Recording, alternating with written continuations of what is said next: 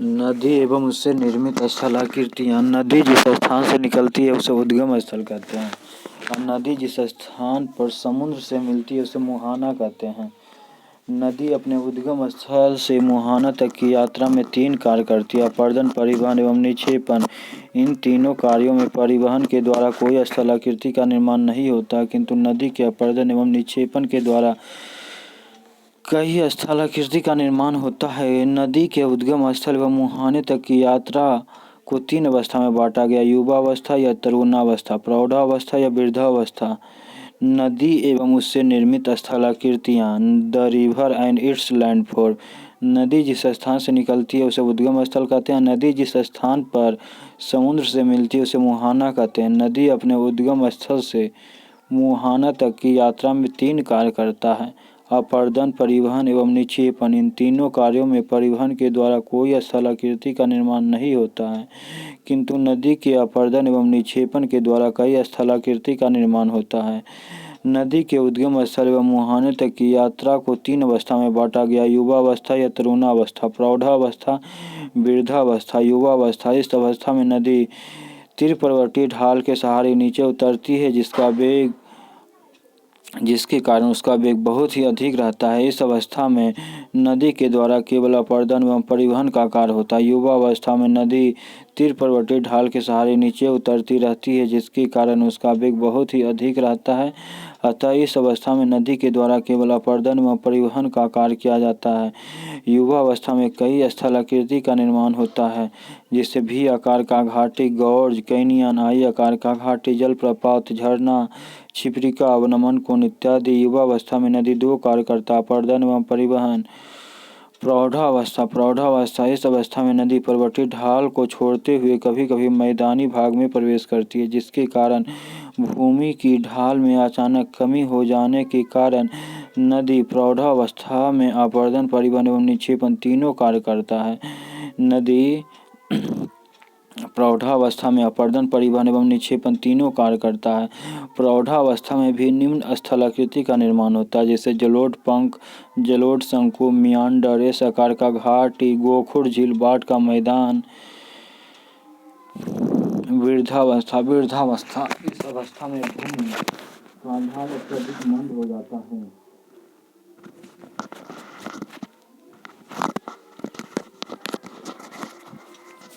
युवावस्था। युवावस्था। इस अवस्था में भूमि का ढाल अत्यधिक मंद हो जाता है, साथ ही नदी अपने द्वारा लाए गए अवसाद या सिल्ट काफी बोझिल हो जाती है, अतः अपने धाराओं की दोनों किनारों पर बिछाते हुए नदी समुद्र में मिल जाती है। वृद्धावस्था में नदी के द्वारा डेल्टा एवं एस्चुरी, ज्वार, नदमुख का निर्माण करती है। नदी के अपर्दन से निम्नलिखित स्थलाकृति का निर्माण होता है, जैसे भी आकार का घाटी, गॉर्ज। गॉर्ज। जब भी आकार की घाटी थोड़ी गहरी हो जाती है तो उसे गॉर्ज कहा जाता है। कैनियन। जब गॉर्ज अत्यधिक गहरी हो जाती है तो उसे कैनियन कहा जाता है। इसे आई आकार का घाटी कहा जाता है। विश्व का सबसे बड़ा कैनियन ग्रैंड कैनियन, जो यूएसए के कोलोराडो पठार पर कोलोराडो नदी द्वारा बनाया गया है। जलप्रपात। झरना। विश्व का सबसे ऊंचा झरना एंजल जलप्रपात है। यह जलप्रपात वेनेजुएला में कैरोनी नदी के द्वारा बनाया गया है। विश्व का दूसरा ऊंचा जलप्रपात तुगेला जलप्रपात है, जो दक्षिण अफ्रीका के नटाल क्षेत्र में तुगेला नदी के द्वारा निर्मित है। दक्षिण अफ्रीका का दूसरा प्रमुख जलप्रपात विक्टोरिया जलप्रपात है, जो ज़ैम्बेज़ी नदी के द्वारा निर्मित है। यूएसए में सबसे ऊंचा जलप्रपात नियाग्रा जलप्रपात है, जो सेंट लॉरेंस नदी के द्वारा निर्मित है। भारत का सबसे ऊंचा जलप्रपात जोगी अगरसोपा जलप्रपात है। इस जलप्रपात का नया नाम महात्मा गांधी जलप्रपात हो गया है। यह जलप्रपात कर्नाटक में कावेरी नदी की सहायक नदी श्रावती नदी के द्वारा निर्मित है। भारत के मध्य प्रदेश के जबलपुर में नर्मदा नदी भोर घाट के धुआंधार जलप्रपात का निर्माण किया गया है। हुंडरू जलप्रपात झारखंड के रांची स्वर्णरेखा नदी के द्वारा निर्मित है। अवनमन कुंड, क्षिप्रिका, मियांडर, इसे एस आकार की घाटी भी कहा जाता है। मियांडर का निर्माण उस स्थिति में होता है जब नदी के मार्ग में कठोर या मुलायम चट्टान एक दूसरे के समानांतर रूप में फैला हुआ रहता है। नदी प्रारंभ में मुलायम चट्टान को घोलकर आगे बढ़ जाती है, जिसके कारण उसके मार्ग टेढ़ा हो जाता है। गोखुर झील या चारन झील के नाम से भी जाना जाता है। जब नदी अपने टेढ़े मेढ़े रेखा को पुनः सीधा करके आगे बढ़ जाती है, उस स्थिति में टेढ़े मेढ़े आकृति में जल शेष रहकर एक झील बन जाती है, जिसे गोखुर झील कहा जाता है। नदी के निक्षेपण से निम्नलिखित स्थलाकृति का निर्माण होता है। जलोढ़ पंख या जलोढ़ शंकु। इसका निर्माण नदी के द्वारा पर्वतीय ढाल को छोड़ते हुए जब नदी मैदानी भाग में प्रवेश करती है तो उस अवस्था में भूमि की ढाल में अचानक कमी होने के कारण नदी पर्वतीय भागों में अपवर्धित किए गए चट्टानी चूर्ण को शंकु के रूप में बिछाते हैं तो उससे जलोढ़ शंकु कहा जाता है। जब हाथ वाले पंख के आकार में बिछाती है तो उसे जलोढ़ पंख कहा जाता है। बाढ़ का मैदान यह काफ़ी उपजाऊ होता है क्योंकि इस मैदान का निर्माण के द्वारा लाए गए बाढ़ के दौरान जो अवसाद या गाढ़ आता है उसके जमने से हुआ है। प्राकृतिक तटबंध ये डेल्टा यह भी बाढ़ के मैदान की तरह काफ़ी उपजाऊ होता है। सर्वप्रथम डेल्टा का प्रयोग हेरोडोटस के द्वारा किया गया। प्राय सभी नदी डेल्टा के निर्माण नहीं जो नदी डेल्टा का निर्माण नहीं करती उसके बदले में एस्चुरी ज्वार नदमुख का निर्माण करती है। किसी नदी के द्वारा एस्चुरी निर्माण उस स्थिति में किया जाता है जब नदी के दोनों ओर ऊंचे पर्वतीय श्रेणी स्थित होने के कारण नदी अपने द्वारा लाए गए अवसाद के आसपास नहीं बिछा पाती है, जिसके कारण वह सभी अवसाद को लेकर समुद्र में गिरा देती है, जिसे ही एस्चुरी कहा जाता है। विश्व का सबसे बड़ा डेल्टा सुंदरबन का डेल्टा है जो गंगा ब्रह्मपुत्र के द्वारा निर्मित है। इस डेल्टा में सुंदरी नामक ज्वारीय मैंग्रोव वन या गरान वन पाया जाता है। इसे सुंदरवन का डेल्टा कहा जाता है। भारत में मात्र 2 नदी नर्मदा व ताप्ती डेल्टा के बदले एस्चुरी का निर्माण करती है। विश्व की अन्य प्रमुख नदी जो डेल्टा के बदले एस्चुरी का निर्माण करती है वह है हडसन रायनसीन ओब ओडरविचुला। हडसन रायनसीन ओब ओडरविचुला नदी एवं उससे निर्मित स्थलाकृति the river and its landform. नदी जिस स्थान से निकलती है उसे उद्गम स्थल कहते हैं। नदी जिस स्थान पर समुद्र से मिलती है उसे मुहाना कहते हैं। नदी अपने उद्गम स्थल से मुहाना तक की यात्रा में 3 कार्य करता है: अपरदन, परिवहन एवं निक्षेपण। इन तीनों कार्यों में परिवहन के द्वारा कोई स्थलाकृति का निर्माण नहीं होता है, किंतु नदी के अपरदन एवं निक्षेपण के द्वारा कई स्थलाकृति का निर्माण होता है। नदी के उद्गम स्थल एवं मुहाने तक की यात्रा को 3 अवस्था में बांटा गया: युवावस्था या तरुणावस्था, प्रौढ़ावस्था या वृद्धावस्था। युवावस्था, इस अवस्था में नदी तीव्र पर्वतीय ढाल के सहारे नीचे उतरती रहती है, जिसके कारण उसका वेग बहुत ही अधिक रहता है। इस अवस्था में नदी के द्वारा केवल अपरदन या परिवहन का कार्य किया जाता है। युवावस्था में कई स्थलाकृति का निर्माण होता है: वी आकार की घाटी, गॉर्ज, कैनियन, आई आकार की घाटी, जलप्रपात, झरना, छिपरी का अवनमन कुंड इत्यादि। युवावस्था में नदी 2 कार्य करता है: अपरदन एवं परिवहन। युवावस्था में नदी 2 कार्य करता है: अपरदन एवं परिवहन। प्रौढ़ावस्था, प्रौढ़ावस्था में नदी पर्वतीय ढाल को छोड़ते हुए कभी कभी मैदानी भाग में प्रवेश करती है, जिसके कारण भूमि के ढाल में अचानक कमी हो जाने के कारण नदी इस अवस्था में अपरदन, परिवहन एवं निक्षेपण। प्रौढ़ावस्था में नदी अपरदन, परिवहन एवं निक्षेपण तीनों कार्य करता है। प्रौढ़ावस्था में निम्न स्थलाकृति का निर्माण होता है, जैसे जलोढ़ पंख, जलोढ़ शंकु, मियानडरेस आकार की घाटी, गोखुर झील, बाथ का मैदान। वृद्धावस्था, इस अवस्था में भूमि का ढाल अत्यधिक मंद हो जाती है, साथ ही नदी अपने द्वारा लाए गए अवसाद सिल्ट काफ़ी बोझिल भारी हो जाती है, अतः अपने धाराओं को दोनों किनारों पर बिछाते हुए नदी समुद्र में मिल जाती है। वृद्धावस्था में नदी के द्वारा डेल्टा एवं एस्चुरी का निर्माण होता है। वृद्धावस्था में नदी के द्वारा डेल्टा एवं एस्चुरी का निर्माण होता है। नदी के अपरदन से निम्न स्थलाकृति का निर्माण होता है: वी आकार की घाटी, गॉर्ज। वी आकार की घाटी थोड़ी गहरी हो जाती है उसे गॉर्ज कहा जाता है। कैनियन, जब गॉर्ज अत्यधिक गहरी हो जाती है तो उसे कैनियन कहा जाता है। इसे आई आकार की घाटी भी कहा जाता है। विश्व का सबसे बड़ा कैनियन ग्रांड कैनियन है, जो यूएसए में कोलोराडो पठार पर कोलोराडो नदी के द्वारा बनाया गया है। विश्व का सबसे बड़ा कैनियन ग्रांड कैनियन है, जो यूएसए में कोलोराडो पठार पर कोलोराडो नदी के द्वारा बनाया गया है। जलप्रपात या झरना, विश्व का सबसे ऊंचा झरना एंजल जलप्रपात है, जो जलप्रपात वेनेजुएला में कैरोनी नदी के द्वारा बनाया गया है। विश्व का सबसे बड़ा कैनियन ग्रैंड कैनियन है, जो यूएसए में कोलोराडो पठार पर कोलोराडो नदी के द्वारा बनाया गया है। जलप्रपात झरना।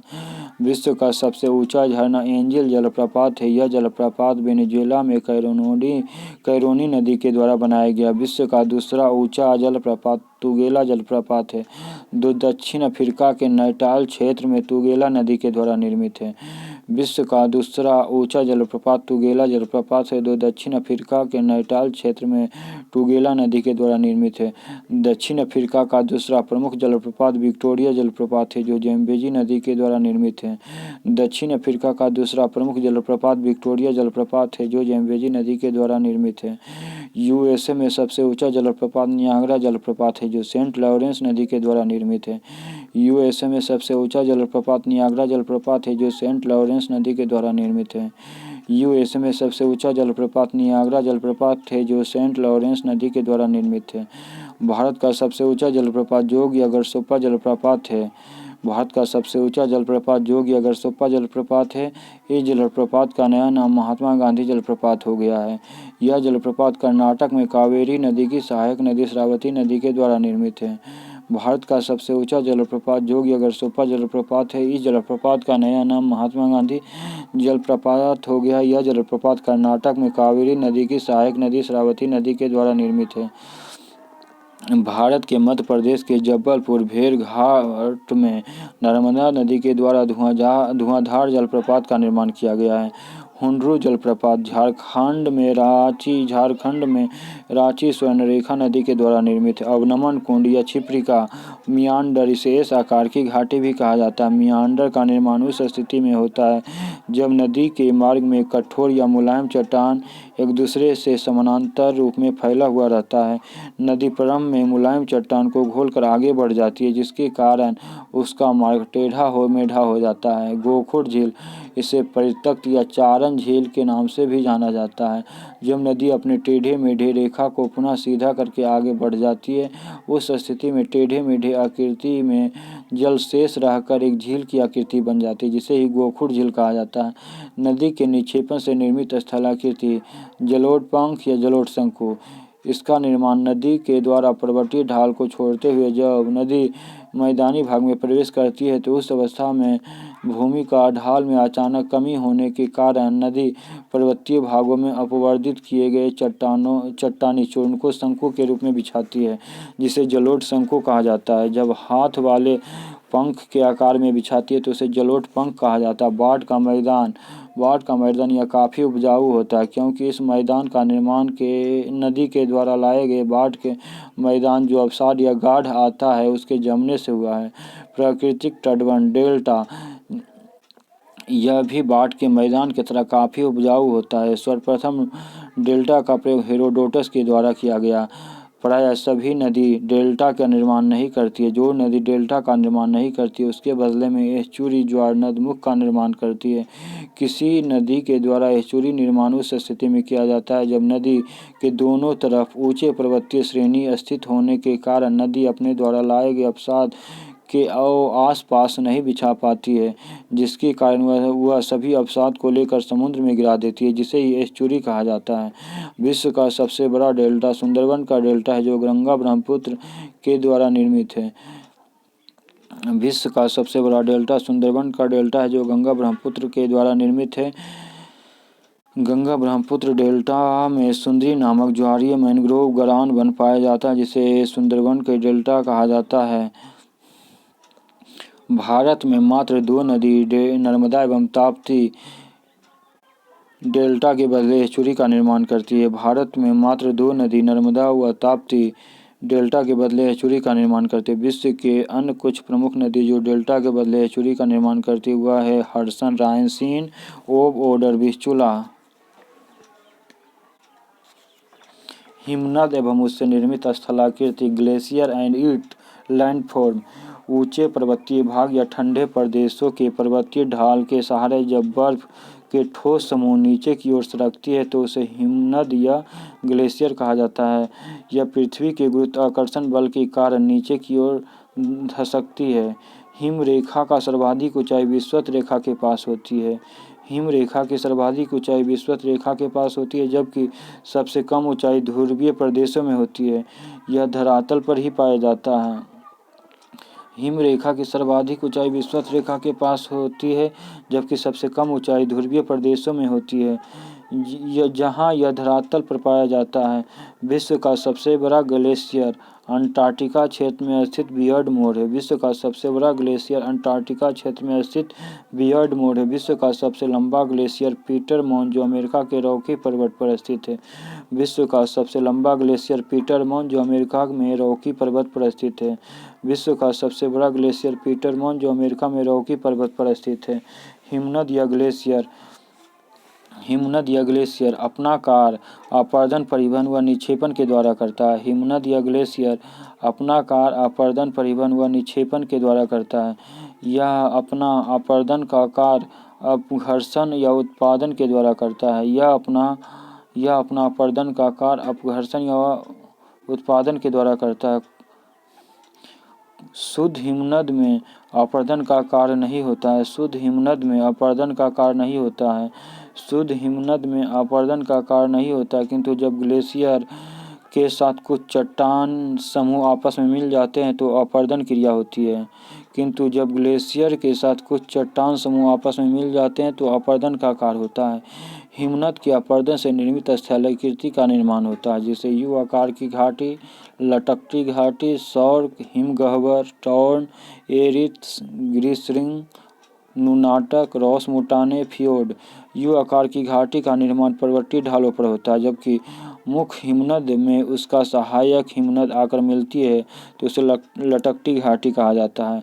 जब ग्लेशियर के द्वारा पर्वतीय ढालों पर अर्धवृत्ताकार या कटोरे का आकार के गर्त का निर्माण होता है तो उसे सौर या हिमगह्वर कहा जाता है। जब ग्लेशियर के द्वारा पर्वतीय ढालों पर अर्धवृत्ताकार या कटोरे के आकार के गर्त का निर्माण होता है तो उसे सौर या हिमगह्वर कहा जाता है। जब सौर या हिमगह्वर पर अधिक दाब के कारण वह गहरा हो जाता है उसे हॉर्न कहा जाता है। जब सौर या हिमगह्वर पर अधिक दाब के कारण वह गहरा हो जाता है तो उसे हॉर्न कहा जाता है। जब सौर या हिमगह्वर पर अधिक दाब के कारण वह गहरा हो जाता है तो उसे हॉर्न कहा जाता है। हॉर्न में ग्लेशियर का बर्फ धीरे धीरे पिघलकर जल में रूपांतरित होने लगता है। हॉर्न में ग्लेशियर का बर्फ धीरे धीरे पिघलकर जल में रूपांतरित होने लगती है। जब किसी पर्वतीय चोटी के दोनों ओर सार्क या हिमगह्वर का निर्माण हो जाता है तो मध्य में केवल नुकीली पर्वतीय भाग दिखता है। इसे ही एरोटी कहा जाता है। जब किसी पर्वतीय चोटी के दोनों ओर सार्क या हिमगह्वर का निर्माण हो जाता है तो मध्य में केवल नुकीली पर्वतीय भाग दिखता है। इसे ही एरोटी कहा जाता है। एरोटी का आकार कंघी या आरी के समान होती है। जब पर्वतीय भाग में कई साल्ट या हिमगह्वर का निर्माण हो जाने के कारण अपरदन की क्रिया के द्वारा सभी साल्ट आपस में मिल जाता है, जिसके कारण एक पिरामिड की आकृति बन जाती है, जिसे ही ग्रीसिंग या हॉर्न कहा जाता है। जब हिमनद वाले क्षेत्र में ऊंची चट्टानी टीला पिलर ऊपर आ जाता है तो उसे नूनाटक कहा जाता है। जब हिमनद वाले क्षेत्र में ऊंची चट्टानी टीला या पिलर ऊपर आ जाता है उसे नूनाटक कहा जाता है। जब पर्वतीय ढाल के सहारे ग्लेशियर नीचे खिसकता रहता है तो उस मार्ग में घन मुलायम चट्टान और कठोर चट्टान पाया जाता है। तो प्रारंभ में ग्लेशियर के द्वारा मुलायम चट्टान को तोड़ दिया जाता है, जिसके कारण ऊबड़ खाबड़ स्थलाकृति बन जाती है, जिसे रॉसमुटाने कहा जाता है। जब पर्वतीय ढाल के सहारे ग्लेशियर नीचे खिसकता रहता है तो उसके मार्ग में घन मुलायम चट्टान या कठोर चट्टान पाया जाता है। तो प्रारंभ में ग्लेशियर के मुलायम चट्टान को तोड़ दिया जाता है, जिसके कारण ऊबड़ खाबड़ स्थलाकृति बन जाती है, जिसे रॉसमुटाने कहा जाता है। उच्च अक्षांशीय भागों में जल से भरे ग्लेशियर को घाटी या फ्योर्ड कहा जाता है।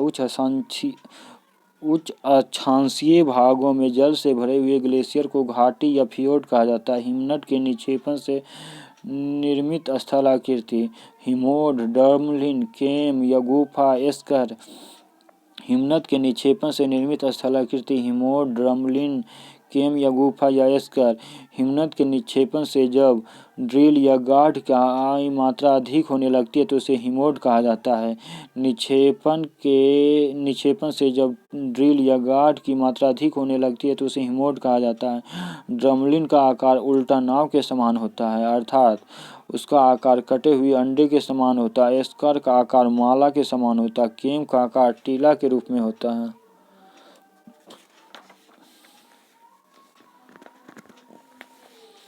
पवन एवं उससे निर्मित स्थलाकृति।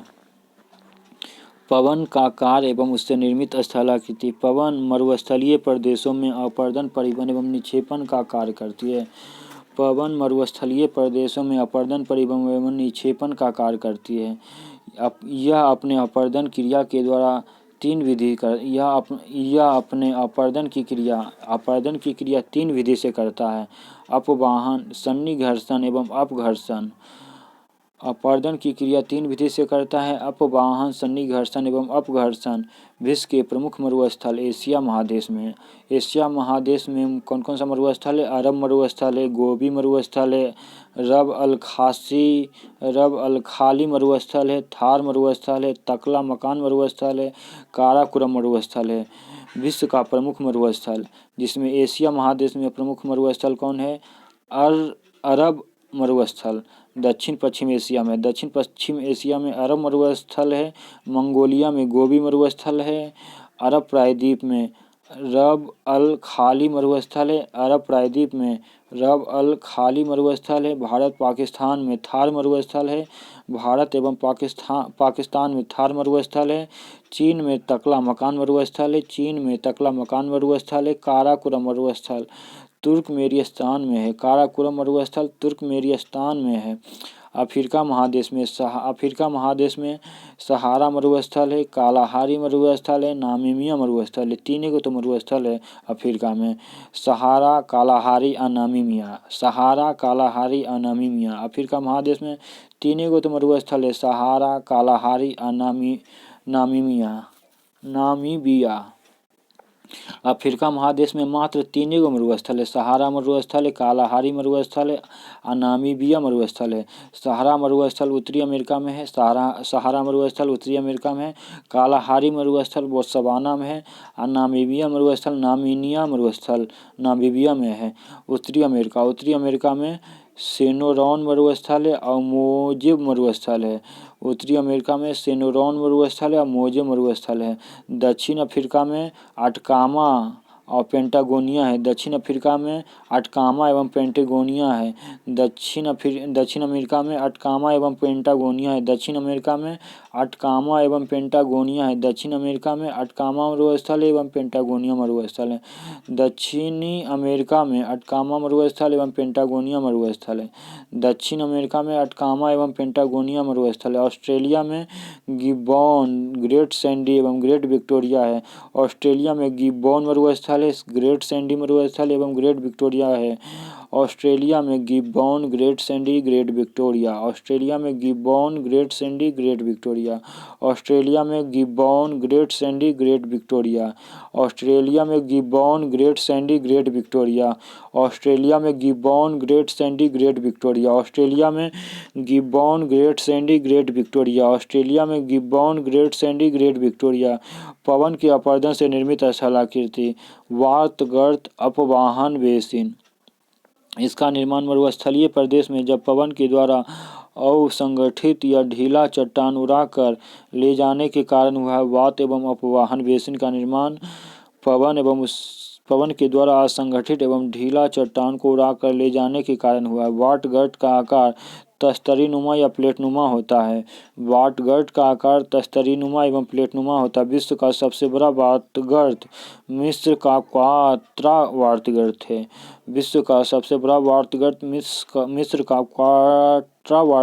है।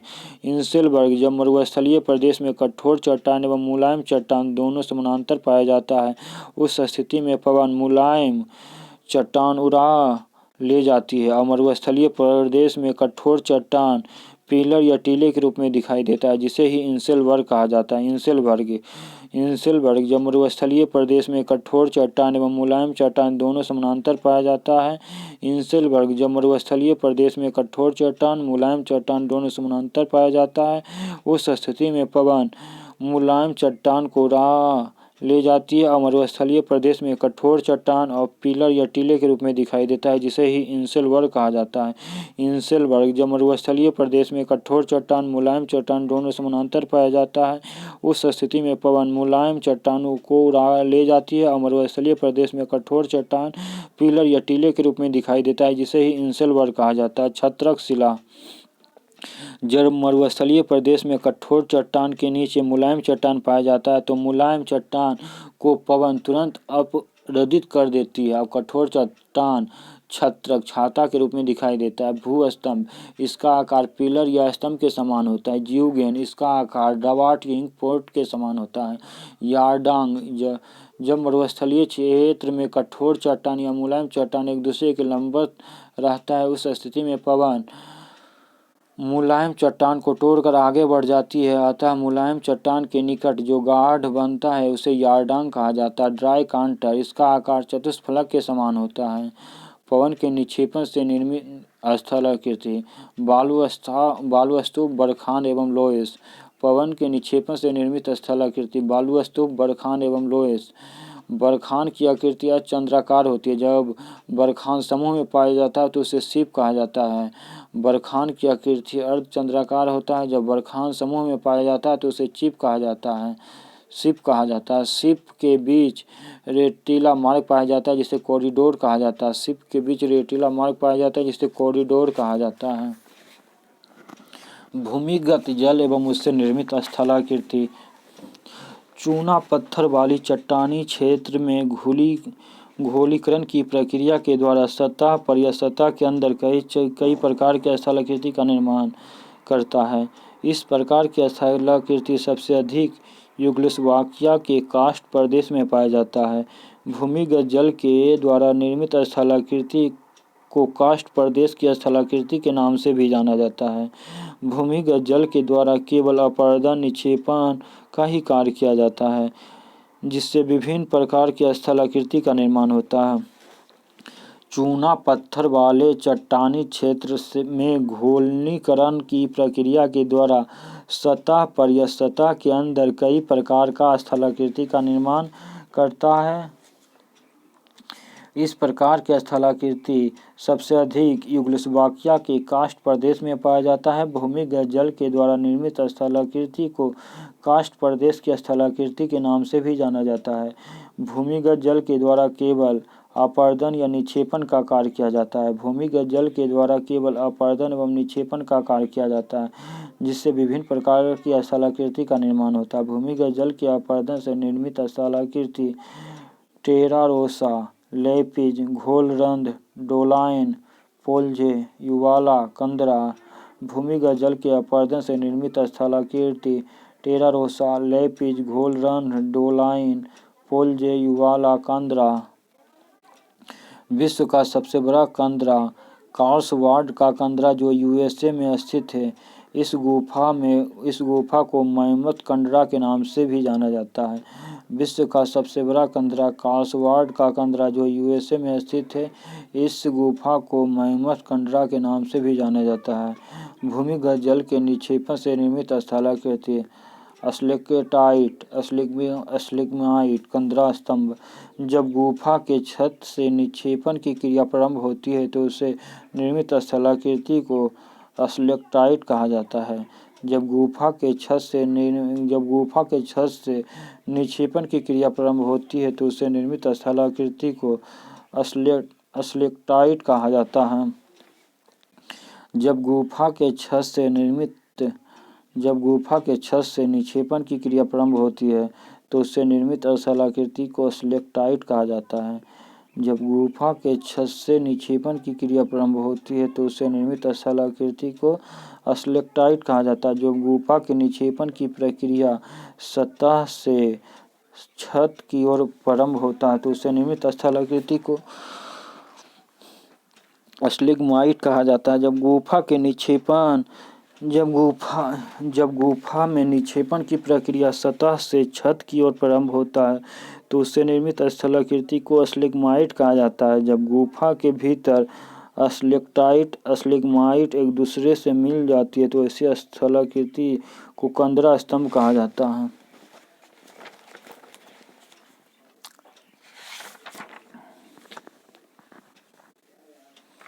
वायुमंडल का संगठक एवं उसकी संरचना।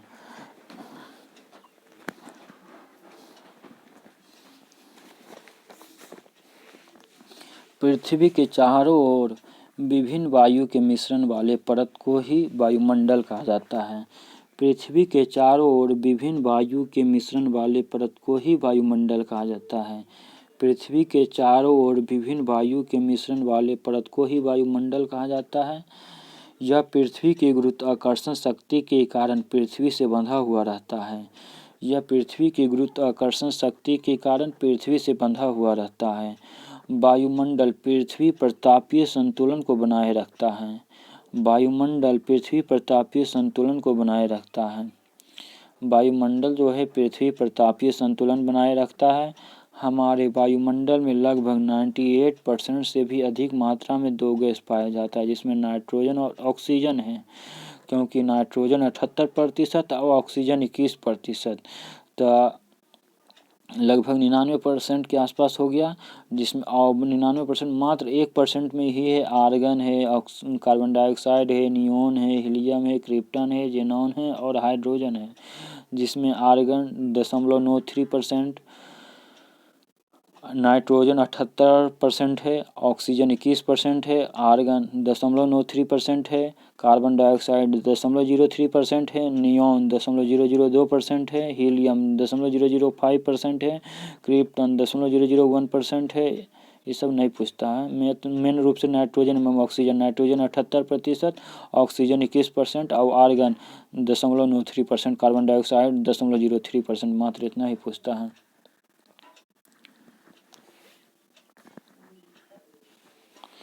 नाइट्रोजन हमारे वायुमंडल में नाइट्रोजन आग्नेय चट्टान के अपक्षय के फलस्वरूप पहुंचता है। यह भारी गैस है जिसके कारण पृथ्वी के समीप वाले वायुमंडल के परत में सर्वाधिक मात्रा में पाया जाता है।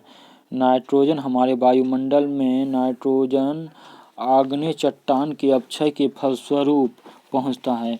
यह भारी गैस है जिसके कारण पृथ्वी के समीप वाले वायुमंडल के परत में सर्वाधिक मात्रा में पाया जाता है। नाइट्रोजन दहन में ऑक्सीजन को मदद करता है। यह गैस की अनुपस्थिति दहन क्रिया संभव नहीं हो पाता है। नाइट्रोजन हमारे वायुमंडल में नाइट्रोजन आग्नेय चट्टान के अपक्षय के फलस्वरूप पहुंचता है। यह भारी गैस है जिसके कारण यह पृथ्वी के समीप वाले वायुमंडल की परत में सर्वाधिक मात्रा में पाया जाता है। यह दहन में ऑक्सीजन को मदद करता है। नाइट्रोजन दहन में ऑक्सीजन को मदद करता है। इस गैस की अनुपस्थिति में दहन क्रिया संभव नहीं हो पाती है। ऑक्सीजन को प्राणवायु भी कहा जाता है। हमारे वायुमंडल में पेड़ पौधे में होने वाले प्रकाश संश्लेषण की प्रक्रिया के दौरान पहुंचता है, जिसके प्रत्येक सजीव श्वसनीय गैस के रूप में उपयोग में लाता है। कार्बन डाइऑक्साइड तापीय विकिरण को अवशोषित कर लेता है। कार्बन डाइऑक्साइड यह तापीय विकिरण को अवशोषित कर लेता है जिसके कारण तापमान धीरे धीरे वृद्धि होने लगता है। यह पारदर्शक ऊष्मा का कुचालक गैस है। कार्बन डाइऑक्साइड तापीय विकिरण को अवशोषित कर लेता है जिसके कारण तापमान में धीरे धीरे वृद्धि होने लगता है। कार्बन डाइऑक्साइड एक तापीय विकिरण को अवशोषित कर लेता है जिसके कारण तापमान में धीरे धीरे वृद्धि होने लगता है। यह एक पारदर्शक एवं ऊष्मा का कुचालक गैस है। ग्लोबल वार्मिंग वैश्विक तापीकरण के लिए यह गैस सबसे प्रमुख जिम्मेदार है। ग्लोबल वार्मिंग के लिए यह गैस वैश्विक तापन के लिए ये कार्बन डाइऑक्साइड प्रमुख जिम्मेदार गैस है। Carbon dioxide gas greenhouse प्रभाव के भी उत्पन्न करता है। Carbon dioxide gas greenhouse प्रभाव भी उत्पन्न करता है। आर्गन यह अक्रिय gas, inert gas, noble gas, निष्क्रिय गैस जो किसी भी रासायनिक प्रक्रिया में भाग नहीं लेता। आर्गन एक अक्रिय gas, inert gas, noble gas या निष्क्रिय गैस जो किसी भी रासायनिक प्रक्रिया में भाग नहीं लेता। अक्रिय गैसों की कुल संख्या 6 है जिसमें सर्वाधिक मात्रा में पाए जाने वाला अक्रिय गैस आर्गन ही है। अक्रिय गैसों की कुल संख्या 6, जिसमें सर्वाधिक मात्रा में पाए जाने वाला अक्रिय गैस आर्गन ही है। रेडॉन नामक अक्रिय गैस वायुमंडल में नहीं पाया जाता है।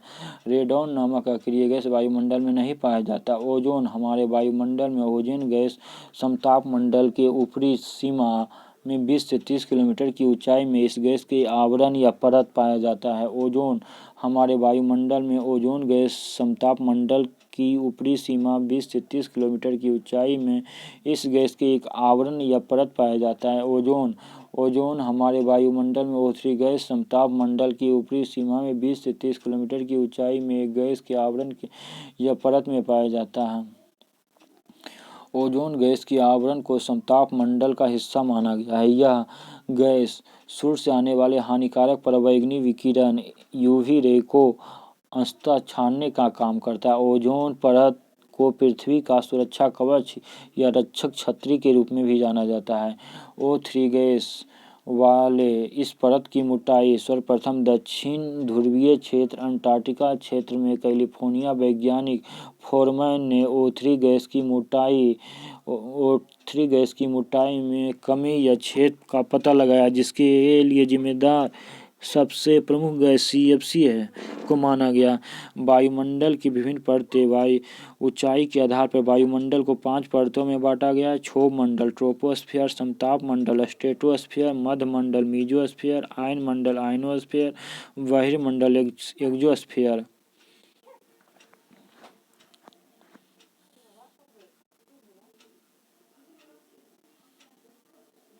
क्षोभ मंडल ट्रोपोस्फियर यह पृथ्वी के सबसे करीब वायु की परत है। क्षोभ मंडल यह पृथ्वी के सबसे करीबी वायु की परत है।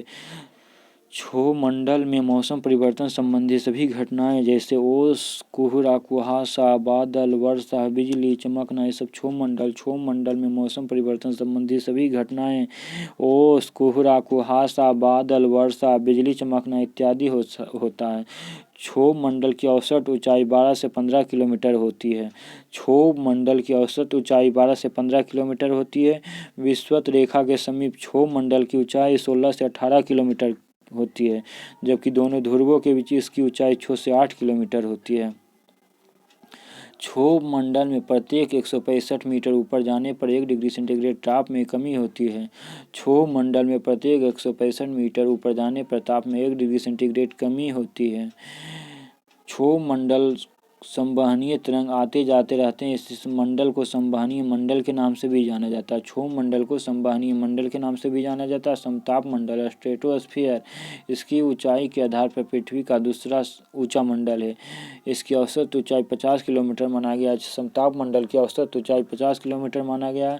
क्षोभ मंडल और समताप मंडल को क्षोभ सीमा के द्वारा अलग किया जाता है। क्षोभ मंडल और समताप मंडल को क्षोभ सीमा के द्वारा अलग किया जाता है। समताप मंडल में मौसम परिवर्तन संबंधी कोई घटनाएं नहीं घटती है। समताप मंडल में मौसम परिवर्तन संबंधी कोई घटनाएं नहीं घटती है। समताप मंडल में मौसम परिवर्तन संबंधी कोई घटनाएं नहीं घटती है। समताप मंडल में एक विशेष प्रकार का बादल पाया जाता है, जिसे मुक्ताब मेघ, मदर ऑफ पर्ल क्लाउड के नाम से जाना जाता है। सामान्यतः समताप मंडल में तापमान में कोई परिवर्तन नहीं होता। समताप मंडल में तापमान में कोई परिवर्तन नहीं होता, किंतु इस मंडल के ऊपरी सतह में O3 गैस की एक परत पाई जाती है, जो सूर्य से निकलने वाली पराबैंगनी किरण को अवशोषित कर लेता है, जिसके कारण समताप मंडल पर ऊपरी परत में तापमान में वृद्धि होने लगता है। समताप मंडल में O3 गैस की सर्वाधिक सांद्रता 20 से 30 किलोमीटर की मोटाई में है। समताप मंडल में O3 गैस की सर्वाधिक सांद्रता 20 से 30 किलोमीटर की मोटाई में है। समताप मंडल में इस गैस को पृथ्वी का सुरक्षा कवच के नाम से O3 गैस को पृथ्वी की सुरक्षा कवच के नाम से जाना जाता है। O3 गैस के में क्षति हो रहा है, अर्थात इस गैस की मोटाई धीरे धीरे कमी आ रही है, जिसके लिए सर्वप्रथम जिम्मेदार गैस CFC क्लोरोफ्लोरोकार्बन को माना गया है। यह गैस हमारे वायुमंडल में एयर कंडीशनर, रेफ्रिजरेटर, जेट वायुयान, कॉनकॉर्ड वायुयान इत्यादि के द्वारा O3 के साथ प्रक्रिया करके O2 में बदल देता है। समताप मंडल में वायुयान चलने में कोई कठिनाई नहीं होता। समताप मंडल में वायुयान चलने में कोई कठिनाई नहीं होता है। मीजोस्फीयर मध्यमंडल की ऊंचाई 80 किलोमीटर माना गया। मध्यमंडल की ऊंचाई 50 से 80 किलोमीटर माना गया है। मध्यमंडल समताप सीमा के द्वारा समताप मंडल से अलग होता है। मध्यमंडल समसीमा के द्वारा समताप मंडल से अलग होता है। मध्यमंडल समताप सीमा के द्वारा समताप मंडल से अलग होता है। समताप मंडल में मौसम परिवर्तन संबंधी कोई घटनाएं नहीं घटती है। समताप मंडल में पुनः ऊंचाई बढ़ने के साथ तापमान में कमी होने लगता है। समताप मंडल में पुनः ऊंचाई बढ़ने के साथ तापमान में कमी होने लगता है। आयन मंडल आयनोस्फीयर, इसकी औसत ऊंचाई 80 से 640 किलोमीटर तक है। आयन मंडल की औसत ऊंचाई 80 से 640 किलोमीटर है। आयन मंडल मध्य सीमा के द्वारा मध्य अलग होता है। आयन मंडल मध्य सीमा के द्वारा मध्य मंडल से अलग होता है। आयन मंडल में संचार संप्रेषण के लिए महत्वपूर्ण माना गया है। आयन मंडल को संचार संप्रेषण के लिए महत्वपूर्ण माना गया क्योंकि इसी मंडल में पृथ्वी से छोड़ी गई विद्युत चुंबकीय तरंग को पुनः पृथ्वी की ओर प्रवर्तित कर दिया जाता है, जिसके कारण पृथ्वी पर मोबाइल, इंटरनेट, टीवी, रेडियो इत्यादि का उपयोग कर पाते हैं। आयन मंडल में ब्रह्मांड किरणें दिखाई पड़ती है, जिसके ऊपरी गोलार्ध में ऑरोरा बोरियोलिस आयन मंडल में ब्रह्मांड किरणें दिखाई पड़ती है, जिसके उत्तरी गोलार्ध में ऑरोरा बोरियोलिस और दक्षिणी गोलार्ध में ऑरोरा ऑस्ट्रेलिस कहा जाता है। कृत्रिम उपग्रह बहिर्मंडल में स्थापित किए जाते हैं। कृत्रिम उपग्रह बहिर्मंडल में स्थापित किए जाते हैं। आयनोस्फीयर कई परतों में बांटा गया है। डी परत, ई परत, एफ परत, डी परत या डी लेयर। यह परत के द्वारा निम्न आकृति के द्वारा रेडियो तरंग को पृथ्वी की ओर प्रवर्तित किया जाता है। ई लेयर इस परत में मध्य एवं उच्च आवृत्ति वाले रेडियो वेव को पृथ्वी की ओर प्रवर्तित किया जाता है। एफ या जी वेव लेयर, यह परत सभी प्रकार के रेडियो वेव को पृथ्वी की ओर प्रवर्तित करता है। एफ या जी लेयर, यह परत सभी प्रकार के रेडियो वेव को पृथ्वी की ओर प्रवर्तित करता है। बहिर्मंडल एक्सोस्फीयर, इसकी ऊंचाई 640 किलोमीटर से ऊपर माना गया है। बहिर्मंडल सूर्य से निकटता के कारण इस परत में तापमान में धीरे धीरे वृद्धि होने लगता है। बहिर्मंडल में सूर्य से निकटता के कारण इस परत के तापमान में धीरे धीरे वृद्धि होने लगता है। बहिर्मंडल सूर्य से निकटता के कारण इस परत के तापमान में धीरे धीरे वृद्धि होने लगता है। बहिर्मंडल आयन सीमा के द्वारा आयन मंडल से अलग होता है। बहिर्मंडल आयन सीमा के द्वारा आयन मंडल से अलग होता है। बहिर्मंडल आयन सीमा के द्वारा आयन मंडल से अलग होता है। रासायनिक संरचना के आधार पर वायुमंडल केवल 2 ही परतों में बांटा गया है। रासायनिक संरचना के आधार पर वायुमंडल को केवल 2 ही परतों में बांटा गया है, सममंडल और विषममंडल। सममंडल, इसकी ऊंचाई 80 किलोमीटर माना गया है। सममंडल में सभी प्रमुख गैसें पाया जाता है। तापमान के आधार पर इस मंडल में क्षोभ मंडल और समताप मंडल और मध्य मंडल को बांटा गया। अच्छा, सममंडल को ही क्षोभ मंडल, समताप मंडल और मध्य मंडल में बांटा गया है। और विषम मंडल इसकी ऊंचाई 80 किलोमीटर माना गया है। विषम मंडल में गैसों की विरलता पाई जाती है। विषम मंडल की आयन मंडल और बहिर्मंडल में बांटा गया है। विषम मंडल को आयन मंडल और बहिर्मंडल में बांटा गया है। सूर्यताप आइसोलेशन, सूर्य की विकिरण ऊर्जा के रूप में पृथ्वी तक ऊष्मा पहुँचती है। हमारी पृथ्वी अवरक्त किरण के द्वारा गर्म होता है। सूर्य से निकलने वाले विकिरण ऊर्जा की पृथ्वी तक विकिरण के रूप में नहीं पहुंच पाती है। कुल सौर विकिरण का 35% स्वतः शून्य में जहां से आया है वहीं लौट जाता है, जिसमें 27% बादल के द्वारा प्रवर्तित कर दिया जाता है। 6% वायुमंडल में पाए जाने वाले धूलकण के प्रकीर्णन के द्वारा खत्म कर दिया जाता है। 2% पृथ्वी के द्वारा प्रवर्तित किया जाता है। सूर्य से निकलने वाले कुल विकिरण का 35% जो स्वतः शून्य में लौट जाता है ऊर्जा की इस मात्रा को अल्बिडो कहा जाता है। शेष 65% ऊर्जा, जो 14% ऊर्जा वायुमंडल को अवशोषित कर लिया जाता है। मात्र 51% सौर विकिरण पृथ्वी पर पहुंच पाता है। इसे ही पृथ्वी की ऊष्मा बजट कहा जाता है। पृथ्वी की ऊष्मा बजट 51%। हमारे वायुमंडल संवहनीय ऊर्जा द्वारा गर्म होता है। हमारा वायुमंडल संवहनीय ऊर्जा द्वारा गर्म होता है। वायु दाब एवं पवन, एटमॉस्फेयर प्रेशर एंड विंड। वायुमंडल के विभिन्न परतों के द्वारा पृथ्वी की इकाई क्षेत्रफल पर जो बल लगता है उसे वायु दाब कहा जाता है। वायुमंडल के विभिन्न परतों के द्वारा पृथ्वी के इकाई क्षेत्र पर जो बल लगाया जाता है उसे वायु दाब कहा जाता है। वायु दाब एवं पवन, atmospheric pressure and wind.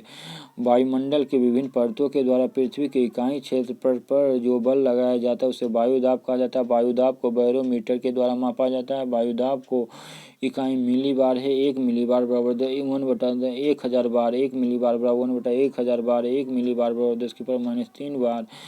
Barometer दो प्रकार का होता है, fourteen barometer, Android barometer. Fourteen barometer से मौसम का पूर्वानुमान किया जाता है।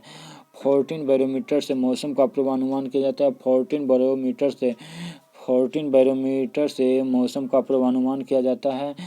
14 बैरोमीटर से मौसम का पूर्वानुमान किया जाता है। 14 बैरोमीटर से मौसम का पूर्वानुमान भविष्यवाणी किया जाता है। 14 बैरोमीटर से मौसम का पूर्वानुमान भविष्यवाणी किया जाता है। 14 बैरोमीटर से मौसम का पूर्वानुमान भविष्यवाणी किया जाता है। 14 बैरोमीटर से मौसम का पूर्वानुमान भविष्यवाणी किया जाता है जब एंड्रॉयड बैरोमीटर से किसी स्थान की ऊंचाई ज्ञात किया जाता है। जब एंड्रॉयड बैरोमीटर से किसी स्थान की ऊंचाई ज्ञात किया जाता है। एंड्रॉयड बैरोमीटर से किसी स्थान की ऊंचाई ज्ञात किया जाता है। एंड्रॉयड बैरोमीटर से किसी स्थान की ऊंचाई ज्ञात किया जाता है। एंड्रॉयड बैरोमीटर को अल्टीमीटर कहा जाता है। एंड्रॉयड बैरोमीटर को अल्टीमीटर कहा जाता है। 14 बैरोमीटर से मौसम का पूर्वानुमान भविष्यवाणी किया जाता है। 14 बैरोमीटर से मौसम का पूर्वानुमान भविष्यवाणी किया जाता है जब एंड्रॉयड बैरोमीटर से किसी स्थान की ऊंचाई ज्ञात किया जाता है। अतः एंड्रॉयड बैरोमीटर को अल्टीमीटर कहा जाता है। बैरोमीटर में पारा का प्रयोग किया जाता है। बैरोमीटर में पारा का प्रयोग किया जाता है। यदि बैरोमीटर का पारा अचानक गिर जाता है तो चक्रवात तूफान आने की संभावना होती है। बैरोमीटर में पारा का प्रयोग किया जाता है। यदि बैरोमीटर का पारा अचानक गिर जाता है तो चक्रवात या तूफान आने की संभावना होती है। बैरोमीटर का पारा धीरे धीरे नीचे उतरता है तो उस स्थिति में वर्षा होने की संभावना होती है। बैरोमीटर का पारा धीरे धीरे ऊपर उठता है तो स्वच्छ मौसम की संभावना की सूचना मिलती है। बैरोमीटर में पारा का प्रयोग किया जाता है। यदि बैरोमीटर में पारा का प्रयोग किया जाता है। यदि बैरोमीटर का पारा अचानक गिर जाता है तो चक्रवात या तूफान आने की संभावना होती है। बैरोमीटर का पारा धीरे धीरे नीचे उतरता है तो उस स्थिति में वर्षा होने की संभावना होती है। बैरोमीटर का पारा धीरे धीरे ऊपर उठता है तो स्वच्छ मौसम होने की संभावना होती है। बैरोमीटर में पारा का प्रयोग किया जाता है। यदि बैरोमीटर का पारा अचानक गिर जाता है तो चक्रवात या तूफान आने की संभावना होती है। यदि बैरोमीटर का पारा अचानक गिर जाता है तो चक्रवात या तूफान आने की संभावना होती है। बैरोमीटर का पारा धीरे धीरे नीचे उतरता है तो उस स्थिति में वर्षा होने की संभावना होती है। यदि बैरोमीटर का पारा धीरे धीरे ऊपर उठता है तो स्वच्छ मौसम होने की संभावना होती है। पृथ्वी पर सबसे अधिक वायुदाब समुद्र तल पर पाया जाता है। पृथ्वी पर सबसे अधिक वायुदाब समुद्र तल पर पाया जाता है जो 1013 मिलीबार या 76 सेंटीमीटर या 29.92 इंच के बराबर होता है। पृथ्वी पर सबसे अधिक वायुदाब समुद्र तल पर पाया जाता है जो 1013 मिलीबार 76 सेंटीमीटर या 29.92 इंच के बराबर होता है। ग्लोब पर सर्वाधिक वायुदाब दोनों ध्रुवों पर पाया जाता है। ग्लोब पर सर्वाधिक वायुदाब दोनों ध्रुवों पर पाया जाता है। सबसे कम विषुवत रेखा पर वायुदाब पाया जाता है। ग्लोब पर सर्वाधिक वायुदाब दोनों ध्रुवों पर पाया जाता है। सबसे कम विषुवत रेखा पर पाया जाता है। ग्लोब पर सर्वाधिक वायुदाब दोनों ध्रुवों पर पाया जाता है। सबसे कम विषुवत रेखा पर पाया जाता है। समुद्र तल से ऊपर जाने पर वायुदाब में कमी यही कारण है। पर्वतारोही को पर्वत पर चढ़ने पर कभी कभी नाक कान से खून निकलने की संभावना रहती है। पर्वत पर खाना बनाने में कठिनाई होती है क्योंकि वायुदाब में कमी के कारण जल का क्वथनांक में कमी आ जाती है। हवाई जहाज यात्री को यात्रा करते समय अपने फाउंटेन पेन की स्याही निकाल देने की सलाह दी जाती है। पूरे ग्लोब पर पूरे ग्लोब पर तापमान एवं वायुदाब के बीच व्युत्क्रम अनुपाती का संबंध होता है। पूरे ग्लोब पर तापमान एवं वायुदाब के बीच व्युत्क्रम अनुपाती का संबंध होता है। पूरे ग्लोब पर वायुदाब की 7 पेटियां पाई जाती है। पूरे ग्लोब पर वायुदाब की 7 पेटियां पाई जाती है। पूरे ग्लोब पर 3 वायुदाब की पेटियां का संबंध सूर्याताप से है।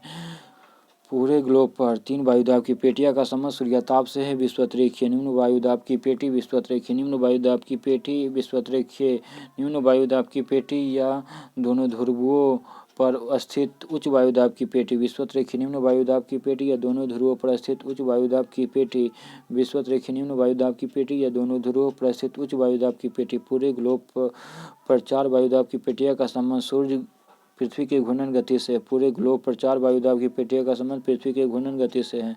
दोनों गोलार्धों में शीतोष्ण कटिबंधीय उच्च वायुदाब की पेटी और दोनों गोलार्धों में उप ध्रुवीय निम्न वायुदाब की पेटी। दोनों गोलार्धों में शीतोष्ण कटिबंधीय उच्च वायुदाब की पेटी और दोनों गोलार्धों में उप ध्रुवीय निम्न वायुदाब की पेटी। विषुवत-रेखीय निम्न वायुदाब की पेटी, विषुवत-रेखीय निम्न वायुदाब की पेटी। यह पेटी विषुवत रेखा के दोनों ओर 10 डिग्री अक्षांश तक फैला हुआ है। इस विषुवत-रेखीय निम्न वायुदाब की पेटी विषुवत रेखा के दोनों ओर 10 डिग्री अक्षांश तक फैला हुआ है। इस क्षेत्र में सालों भर उच्च तापमान बने रहने के कारण यहाँ निम्न वायुदाब का क्षेत्र बना रहता है। विषुवत-रेखीय निम्न वायुदाब की पेटी, यह विषुवत-रेखीय निम्न वायुदाब की पेटी। यह पेटी विषुवत रेखा के दोनों ओर 10 डिग्री अक्षांश तक फैला हुआ है। विषुवत-रेखीय निम्न वायुदाब की पेटी, यह विषुवत रेखा के दोनों ओर 10 डिग्री अक्षांश तक फैला हुआ है। इस क्षेत्र में सालों भर उच्च तापमान बने रहने के कारण यहाँ निम्न वायुदाब का क्षेत्र बना रहता है। विषुवत-रेखीय निम्न वायुदाब की पेटी, यह पेटी विषुवत रेखा के दोनों ओर 10 डिग्री अक्षांश तक फैला हुआ है। इस क्षेत्र में सालों भर उच्च तापमान बने रहने के कारण यहाँ वायुदाब का क्षेत्र बना रहता है, निम्न वायुदाब का क्षेत्र बना रहता है। विषुवत-रेखीय क्षेत्र में वायु की गति बहुत ही कम रहती है। इस क्षेत्र में डोलड्रम या शांत पेटी कहा जाता है। विषुवत-रेखीय क्षेत्र में वायु की गति बहुत ही कम रहती है। इस क्षेत्र को डोलड्रम या शांत पेटी कहा जाता है। शीतोष्ण या उपोष्ण कटिबंधीय उच्च वायुदाब की पेटी, शीतोष्ण या उपोष्ण कटिबंधीय उच्च वायुदाब की पेटी। यह पेटी दोनों गोलार्धों में 30 से 35 डिग्री अक्षांशों के बाहर पाया जाता है। शीतोष्ण या उपोष्ण कटिबंधीय उच्च वायुदाब की पेटी या दोनों गोलार्धों में 30 से 35 डिग्री अक्षांश के बाहर पाया जाता है। यहाँ पर उच्च वायुदाब के मुख्य कारण विषुवत-रेखीय वायु का ठंडा होकर नीचे उतरना और वायु के अवतरण के कारण यहाँ वायुदाब का क्षेत्र रहता है। वायु के अवतरण के कारण यहाँ पर उच्च वायुदाब का क्षेत्र रहता है। वायु के अवतरण के कारण यहाँ पर उच्च वायुदाब का क्षेत्र रहता है। शीतोष्ण या उपोष्ण कटिबंधीय उच्च वायुदाब की पेटी, शीतोष्ण या उपोष्ण कटिबंधीय उच्च वायुदाब की पेटी। यहाँ पर उच्च वायुदाब के मुख्य कारण विषुवत रेखा वायु का ठंडा होकर नीचे उतरना अर्थात अवतरण के कारण यहाँ पर उच्च वायुदाब का क्षेत्र रहता है। उत्तरी गोलार्ध की तुलना में दक्षिणी गोलार्ध में जल की अधिकता रहने के कारण उच्च वायुदाब का क्षेत्र अधिक प्रबल या मजबूत हो जाता है। उत्तरी गोलार्ध की तुलना में दक्षिणी गोलार्ध में जल की अधिकता रहने के कारण उत्तरी गोलार्ध की तुलना में दक्षिणी गोलार्ध में जल की अधिकता रहने के कारण उच्च वायुदाब का क्षेत्र अधिक प्रबल या मजबूत हो जाता है, जिसके कारण 30 से 35 डिग्री अक्षांश वाले क्षेत्र को अश्व अक्षांश कहा जाता है। उत्तरी गोलार्ध की तुलना में दक्षिणी गोलार्ध में जल की अधिकता रहने के कारण उच्च वायुदाब के क्षेत्र अधिक प्रबल या मजबूत हो जाता है, जिसके कारण 30 से 35 डिग्री अक्षांश वाले क्षेत्र को अश्व अक्षांश 30 से 35 डिग्री वाले अक्षांश को अश्व अक्षांश के नाम से जाना जाता है।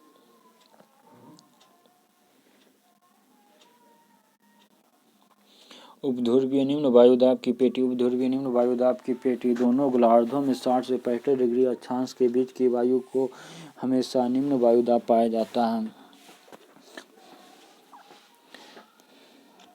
दोनों गोलार्धों में 60 से 65 डिग्री अक्षांश के बीच वायु का हमेशा निम्न वायुदाब पाया जाता है। दोनों गोलार्धों में 60 से 65 डिग्री अक्षांशों के बीच वायु हमेशा निम्न वायुदाब पाया जाता है।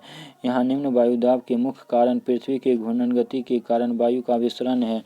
यहाँ निम्न वायुदाब का मुख्य कारण पृथ्वी के घूर्णन गति के कारण अभिसरण है। यहाँ पर निम्न वायुदाब का मुख्य कारण पृथ्वी की घूर्णन गति के कारण वायु का अभिसरण है। दोनों ध्रुवों पर सालों भर निम्न तापमान रहने के कारण वायु हमेशा उच्च दाब पाया जाता है।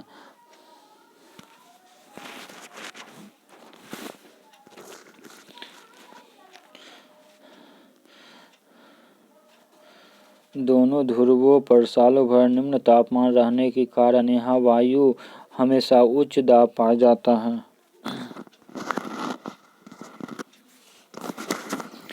दोनों ध्रुवों पर सालों भर निम्न तापमान रहने के कारण यहाँ वायु हमेशा उच्च दाब पाया जाता है, जिसे ध्रुवीय उच्च वायुदाब की पेटी कहा जाता है। पवन। वायु की क्षैतिज प्रवाह को पवन कहा जाता है। वायु की क्षैतिज प्रवाह को पवन कहा जाता है। पवन कॉरियोलिस बल के कारण उत्तरी गोलार्ध में अपनी बाईं ओर और दक्षिणी गोलार्ध में अपनी बाईं ओर मुड़ जाती है। इसी बल के आधार पर फेरल नामक विद्वान ने पवन की दिशा के संबंध में नियम दिया, जिसके अनुसार जिस ओर पवन आ रही है उस ओर पीठ कर लेने के बाद यदि कोई व्यक्ति उत्तरी गोलार्ध में है तो पवन दाईं ओर और झुका हुआ महसूस होता है, किंतु दक्षिणी गोलार्ध में स्थित है तो पवन बाईं ओर झुका हुआ महसूस होता है। पवन तीन प्रकार का होता है: स्थायी पवन, अस्थायी पवन और स्थानीय पवन। पवन तीन प्रकार का होता है: स्थायी पवन, अस्थायी पवन और स्थानीय पवन। स्थायी पवन परमानेंट विंड, वैसा पवन जिसकी दिशा सालों भर एक समान रहता है उसे अस्थायी पवन कहा जाता है। वैसा पवन जिसकी दिशा सालों भर एक समान रहता है उसे अस्थायी पवन कहा जाता है। स्थायी पवन परमानेंट विंड, वैसा पवन जिसकी दिशा सालों भर एक समान रहता है उसे अस्थायी पवन कहा जाता है। स्थायी पवन को ग्रहीय पवन या सनातनी पवन के नाम से भी जाना जाता है। अस्थायी पवन परमानेंट विंड, वैसा पवन जिसकी दिशा सालों भर एक समान रहता है उसे अस्थायी पवन कहा जाता है। स्थायी पवन को ग्रहीय पवन या सनातनी पवन के नाम से भी जाना जाता है। यह पवन तीन प्रकार के अस्थायी पवन तीन प्रकार की होता है। अस्थायी पवन तीन प्रकार का होता है: व्यापारिक पवन, पछुआ पवन और ध्रुवीय पूर्वा पवन। व्यापारिक पवन, यह पवन दोनों गोलार्धों में शीतोष्ण कटिबंधीय उच्च वायुदाब की पेटी से विषुवत-रेखीय निम्न वायुदाब की पेटी की ओर सालों भर चलती है। यह पवन को व्यापारिक दृष्टिकोण से काफी उपयोगी माना गया है। इसकी दिशा उत्तरी गोलार्ध में उत्तर पश्चिम और दक्षिणी गोलार्ध में दक्षिणी गोलार्ध में दक्षिण पूरब से उत्तर पश्चिम की ओर होती है। पछुआ पवन, यह पवन सालों भर दोनों गोलार्ध में शीतोष्ण कटिबंधीय उच्च वायुदाब की पेटी से उपध्रुवीय निम्न वायुदाब की पेटी की ओर चलती है। पछुआ पवन, यह पवन सालों भर दोनों गोलार्ध में शीतोष्ण कटिबंधीय उच्च वायुदाब की पेटी से उपध्रुवीय निम्न वायुदाब की पेटी की ओर चलती है। पछुआ पवन, यह पवन सालों भर दोनों गोलार्ध में शीतोष्ण कटिबंधीय उच्च वायुदाब की पेटी से उपध्रुवीय निम्न वायुदाब की पेटी की ओर चलती है। उत्तरी दक्षिणी गोलार्ध में जल की अधिकता के कारण इस पवन को अलग अलग अक्षांश पर अलग अलग नाम से जाना जाता है। पछुआ पवन, यह पवन सालों भर दोनों गोलार्ध में शीतोष्ण कटिबंधीय उच्च वायुदाब की पेटी से उपध्रुवीय निम्न वायुदाब की पेटी की ओर चलती है। दक्षिणी गोलार्ध में जल की अधिकता के कारण इस पवन को अलग अलग अक्षांश पर अलग अलग नाम से जाना जाता है। 40 डिग्री अक्षांश पर गरजता, 40 और 50 डिग्री अक्षांश पर भयंकर, 50 और 60 डिग्री अक्षांश पर चिखती साठा कहा जाता है। पछुआ पवन की दिशा उत्तरी गोलार्ध में दक्षिण पश्चिम और उत्तर पूरब की ओर, दक्षिणी गोलार्ध में उत्तर पश्चिम से दक्षिण पूरब की ओर होती है। पछुआ पवन की दिशा उत्तरी गोलार्ध में दक्षिण पश्चिम से उत्तर पूरब की ओर और दक्षिणी गोलार्ध में उत्तर पश्चिम से दक्षिण पूरब की ओर। ध्रुवीय पूर्वा पवन, यह पवन दोनों ध्रुव से उपध्रुवीय निम्न वायुदाब के क्षेत्र की ओर चलती है। ध्रुवीय पूर्वा पवन, यह पवन दोनों ध्रुव से उपध्रुवीय निम्न वायुदाब के क्षेत्र की ओर चलती है। ध्रुवीय पूर्वा पवन, यह पवन दोनों ध्रुव से उपध्रुवीय निम्न वायुदाब के क्षेत्र की ओर चलती है। ध्रुवीय पूर्वा पवन, ध्रुवीय पूर्वा पवन, यह पवन दोनों ध्रुव से उपध्रुवीय निम्न वायुदाब की क्षेत्र की ओर चलती है। ध्रुवीय पूर्वा पवन, यह पवन दोनों ध्रुव से उपध्रुवीय निम्न वायुदाब के क्षेत्र की ओर चलती है। इसकी दिशा उत्तरी गोलार्ध में उत्तर पूर्व से दक्षिण पश्चिम, उत्तरी गोलार्ध में उत्तर पूरब से दक्षिण पश्चिम और दक्षिणी गोलार्ध में दक्षिण पूरब से उत्तर पश्चिम की ओर होता है। अस्थायी पवन टेम्परेरी विंड, वैसा पवन जिसकी दिशा मौसम के अनुरूप बदलता रहता है उसे अस्थायी पवन कहा जाता है। अस्थायी पवन टेम्परेरी विंड, वैसा पवन जिसकी दिशा मौसम के अनुरूप बदलता रहता है उसे अस्थायी पवन कहा जाता है। समुद्री समीर, यह दिन के समय समुद्र तल की ओर चलती है। समुद्री समय, यह दिन के समय समुद्र समुद्री स्थल की ओर चलती है। समुद्री समीर यह दिन के समय समुद्री स्थल की ओर चलती है। पर्वतीय समीर रात के समय पर्वतीय चोटी से घाटी की ओर चलती है। पर्वतीय समीर रात के समय पर्वतीय चोटी से घाटी की ओर चलती है। घाटी समीर दिन के समय घाटी से पर्वतीय चोटी की ओर चलती है। घाटी समीर दिन के समय घाटी से पर्वतीय चोटी की ओर चलती है।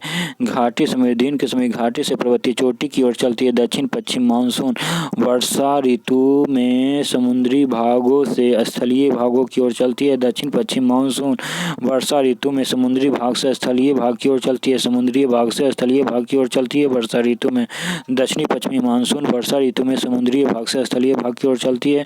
उत्तरी पूर्वी मानसून शरद ऋतु के समय स्थल भाग से समुद्री भाग की ओर चलती है। उत्तरी पूर्वी मानसून शरद ऋतु में स्थलीय भाग से समुद्री भाग की ओर।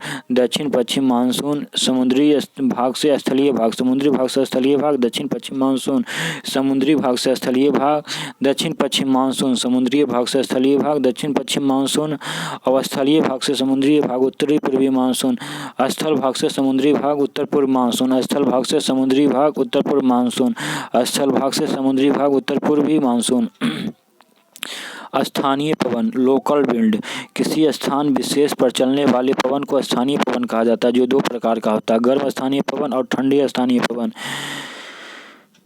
कुछ गर्म स्थानीय पवन चिनूक यह पवन उत्तरी अमेरिका के रॉकी पर्वत के पूर्वी ढाल के सहारे चलती है। यह गर्म शुष्क पवन है जो शीत ऋतु में चलती है। बर्फ को निगलने वाला पवन चिनूक को कहा जाता है। बर्फ को निगलने वाला पवन चिनूक को कहा जाता है। चिनूक के कारण रॉकी पर्वत के पूर्वी ढाल पर स्थित मैदानी भूभाग में जमे हुए बर्फ धीरे धीरे पिघलने लगता है, जिसके कारण पशुओं का चारागाह फिर से खुल जाता है, जिस मौसम सुहाना हो जाता है।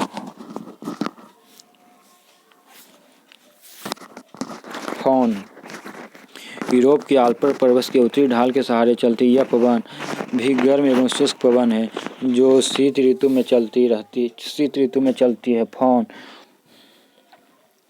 फॉन यूरोप के आल्प्स पर्वत के उत्तरी ढाल के सहारे चलती है। फॉन यूरोप के आल्प्स पर्वत के उत्तरी ढाल के सहारे चलती है। यह पवन भी गर्म एवं शुष्क पवन है, जो शीत ऋतु में चलती है। फॉन यूरोप के आल्प्स पर्वत के उत्तरी ढाल के सहारे चलती है। यह पवन भी गर्म एवं शुष्क पवन है, जो शीत ऋतु में चलती है।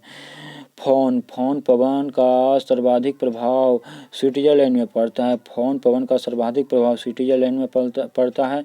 स्विट्जरलैंड में इस पवन को ज्वालामुखी मरुद्यान के नाम से भी जाना जाता है। फोन को स्विट्जरलैंड में जलवायु मरुद्यान के नाम से भी जाना जाता है। फोन पवन को स्विट्जरलैंड में जलवायु मरुद्यान के नाम से स्विट्जरलैंड में फोन को जाना जाता है। स्विट्जरलैंड में जलवायु मरुद्यान के नाम से फोन को जाना जाता है। सिरोको सहारा मरुस्थलीय क्षेत्र से भूमध्यसागरीय होते हुए इटली की ओर चलने वाला गर्म एवं शुष्क पवन है। सिरोको सहारा मरुस्थलीय क्षेत्र से भूमध्यसागरीय होते हुए इटली की ओर चलने वाला गर्म एवं शुष्क पवन है, जो जाड़े के दिनों में चलता है। यह पवन को अलग अलग स्थान पर अलग अलग नाम से जाना जाता है। सिरोको को मिस्र में खमसीन, लीबिया में गिबली, ट्यूनीशिया में चिल्ली, स्पेन में लेबे, मैड्रिड में बेस्ट। सिरोको को मिस्र में खमसीन, लीबिया में गिबली, ट्यूनीशिया में चिल्ली, स्पेन में लेबे, मैड्रिड में बेस्ट। सिरोको पवन अपने साथ लाल धूल लेकर आगे बढ़ती है तथा धूल के जमने से धरातल लाल हो जाता है, जिसके कारण सिरोको पवन को रक्त वर्षा पवन या खून की वर्षा पवन के नाम से भी जाना जाता है। सिरोको को हरमट्टान पवन जाड़े के दिनों में अफ्रीका महादेश की गिनी तट की ओर सहारा मरुस्थलीय क्षेत्र से चलती है। हरमट्टान पवन जाड़े के दिनों में अफ्रीका महादेश की गिनी तट की ओर सहारा मरुस्थलीय क्षेत्र से चलती है और पवन को डॉक्टर पवन कहा जाता है। हरमट्टान को डॉक्टर पवन के नाम से भी जाना जाता है, जो गिनी तट के लोग पुकारते हैं। हरमट्टान पवन जाड़े के दिनों में अफ्रीका महादेश की गिनी तट की ओर सहारा मरुस्थलीय क्षेत्र से चलती है। इस पवन को डॉक्टर पवन के नाम से भी जाना जाता है। ब्रिक फिल्टर ऑस्ट्रेलिया में चलती है। ब्रिक फिल्टर ऑस्ट्रेलिया में चलती है। ब्लैक रोलर यूएसए में चलती है। ब्लैक रोलर यूएसए में चलती है। ब्लैक रोलर यूएसए में चलती है। यामो जापान में चलती है। यामो जापान में चलती है। यामो जापान में चलती है। यामो जापान में चलती है। जोंडा अर्जेंटीना में चलती है। जोंडा अर्जेंटीना में चलती है। जोंडा अर्जेंटीना में चलती है। नॉर्वेस्टर न्यूजीलैंड में चलती है। नॉर्वेस्टर न्यूजीलैंड में चलती है। शामल अरब प्रायद्वीप में चलती है। शामल अरब प्रायद्वीप में चलती है। लू उत्तर भारत में चलती है। लू उत्तर भारत में चलती है। काल बैसाखी उत्तर पश्चिम भारत में चलती है। काल बैसाखी उत्तर पश्चिम भारत में चलती है। काल बैसाखी उत्तर पश्चिम भारत में चलती है। धूल भरी आंधी पंजाब में चलती है। धूल भरी आंधी पंजाब में चलती है। धूल भरी आंधी पंजाब में चलती है। बोरा इटली में चलती है। शीतलहर उत्तर भारत में चलती है। पेम्पोरो अर्जेंटीना में चलती है। पेम्पोरो अर्जेंटीना में चलती है। पेम्पोरो अर्जेंटीना में चलती है। मिस्टल स्पेन एवं अफ्रीका में चलती है। मिस्टल स्पेन एवं फ्रांस में चलता है। मिस्टल स्पेन एवं फ्रांस में चलता है। मिस्टल स्पेन एवं फ्रांस में चलता है। मेस्ट्रो भूमध्यसागर में चलता है। मेस्ट्रो भूमध्यसागर में चलता है। मेस्ट्रो भूमध्यसागर में चलता है। नॉर्डर्न दक्षिण यूएस में चलता है। नॉर्डर्न दक्षिण यूएस में चलता है। नॉर्डर्न दक्षिण यूएस में चलता है। बिल्जार्ड साइबेरिया एवं कनाडा में चलता है। बिल्जार्ड साइबेरियाई एवं कनाडा में चलता है। बिल्जार्ड साइबेरिया एवं कनाडा में चलता है। बोरा इटली एवं एडियाटिक सागर में चलता है। बोरो इटली एवं एडियाटिक सागर में चलता है। बोरो इटली एवं एडियाटिक सागर में चलता है। बुरान रूस एवं मध्य एशिया में चलता है। बुरान रूस एवं मध्य एशिया में चलता है। बुरान रूस एवं मध्य एशिया में चलता है। लेवेंडर स्पेन में चलता है। लेवेंडर स्पेन में चलता है। लेवेंडर स्पेन में चलता है। बादल चक्रवात बादल वर्षा चक्रवात एवं प्रति चक्रवात cloud rainfall cyclone and anti cyclone.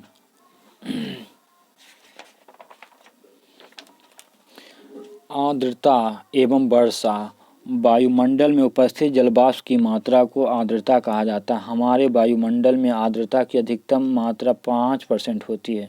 आर्द्रता सामर्थ्य ह्यूमिडिटी कैपेसिटी एक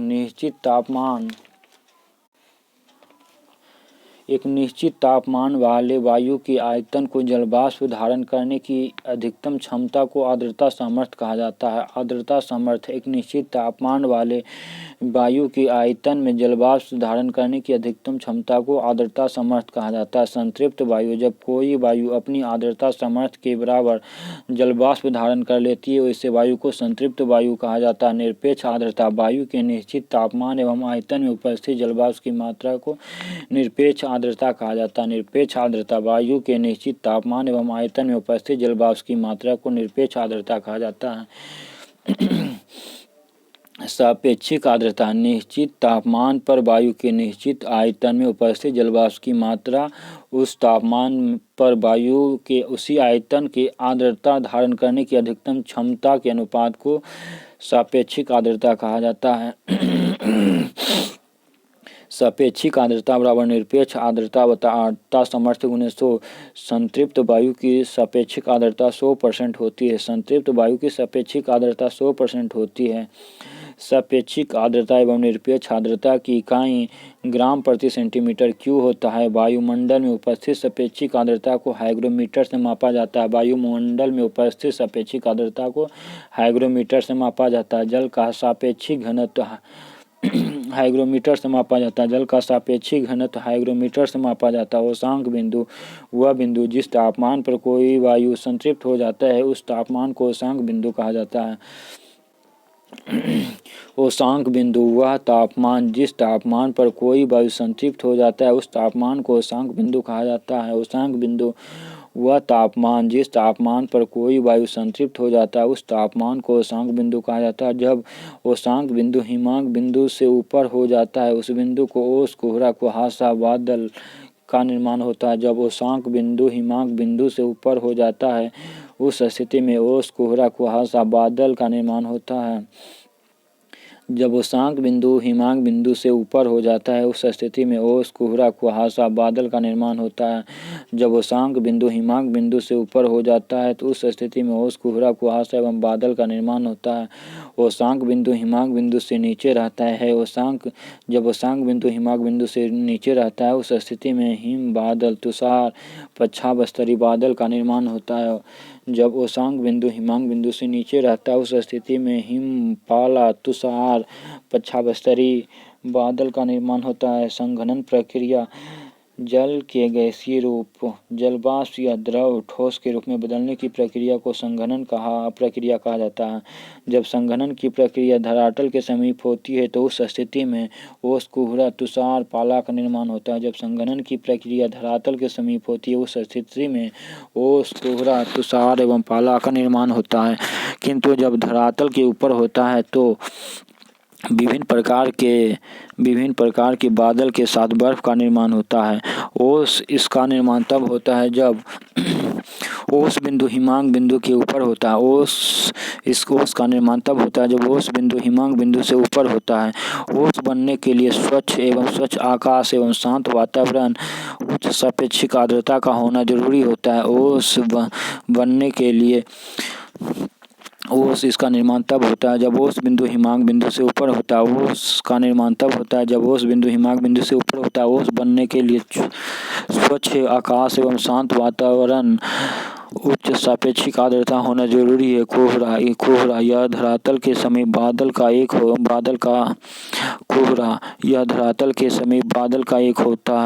का होता है। इसका निर्माण तब होता है जब ओस बिंदु हिमांक बिंदु से ऊपर होता है। इसमें दृश्य क्षमता बहुत कम होता है। कोहरा या धरातल के समीप बादल का एक होता है। इसका निर्माण तब होता है जब ओस बिंदु हिमांक बिंदु से ऊपर होता है।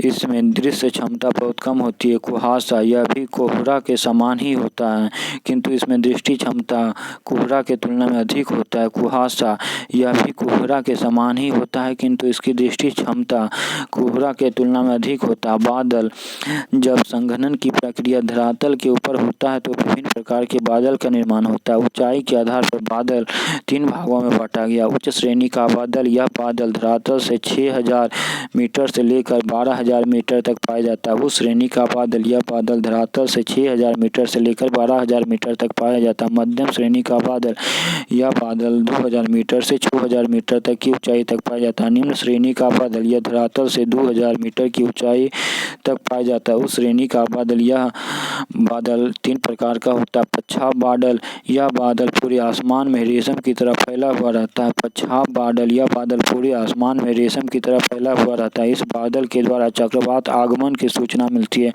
पच्छाप बादल के द्वारा चक्रवात आगमन की सूचना मिलती है। पच्छाप स्तरीय बादल यह बादल पूरे आसमान में दूधिया रंग के चादर के समान फैला हुआ रहता है जो निकट भविष्य में चक्रवात आगमन की सूचना देता है। पच्छाप स्तरीय बादल यह बादल पूरे आसमान में दूधिया रंग के चादर के समान फैला हुआ रहता है जो निकट भविष्य में चक्रवात आगमन की सूचना देता है। इस बादल के द्वारा सूर्य चंद्रमा के चारों ओर प्रभामंडल का निर्माण होता है। पच्छाप स्तरीय बादल यह बादल पूरे आसमान में दूधिया रंग के चादर के समान फैला हुआ रहता है जो निकट भविष्य में चक्रवात आगमन की सूचना देता है। इस बादल के द्वारा सूर्य चंद्रमा के चारों ओर प्रभामंडल का निर्माण होता है। पच्छाप का आभासी बादल यह बादल हमेशा समूह में पाया जाता है। पच्छाप का आभासी बादल यह बादल हमेशा समूह में पाया जाता है। यह बादल प्रायः छायाहीन होता है। इन्हें मैकरल स्काई के नाम से भी जाना जाता है। पच्छाप का आभासी बादल यह बादल हमेशा समूह में पाया जाता है। यह बादल प्रायः छायाहीन होता है। इन्हें मैकरल स्काई के नाम से भी जाना जाता है। यह तीनों बादल में वर्षा बिल्कुल नहीं होती है। मध्यम श्रेणी का बादल यह 2 प्रकार का होता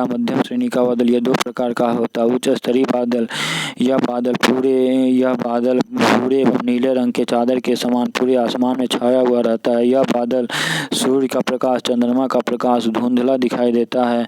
इस बादल में सूर्य का प्रकाश एवं चंद्रमा का प्रकाश धुंधला दिखाई देता है। यह बादल विस्तृत पर लगातार वर्षा होने की संभावना बनी हुई रहती है। उच्च आकाशीय बादल यह बादल पूरे आसमान में पतले सफेद चादर के रूप में फैला हुआ रहता है। यह बादल छायाकार होता है। इस बादल को पटाखा मेघ के नाम से भी जाना जाता है। इन दोनों बादल से वर्षा नहीं होती। निम्न स्तरीय बादल यह 5 प्रकार का होता है।